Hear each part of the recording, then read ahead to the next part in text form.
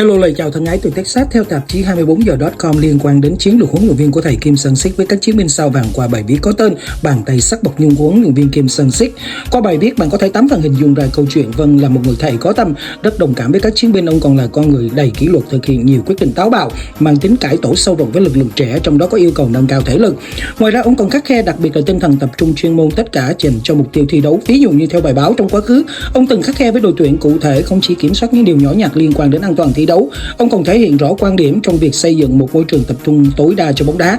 Trong đợt tập huấn kéo dài 3 tuần tại Hàn Quốc trước thềm ASEAN 2024, ông đã ban hành cấm cầu thủ đưa bạn gái, đưa vợ hay người thân đến nơi đóng quân. Có lẽ do ông chủ trương tinh thần kỷ luật sắt, theo trường đổ mồ hôi chiến trường bớt đổ máu. Vâng, thương cho roi cho vò, ghét cho ngọt cho bùi, động thái của huấn luyện viên Kim cho thấy ông là người có kỷ luật, một người thầy hành xử khá võ biền. Ông mong muốn vinh quang của toàn đội xây dựng trên nền tảng kỷ luật, sẽ vất vả cho đội tuyển hơn, nhưng chắc chắn đây là con đường cần thiết phải đi.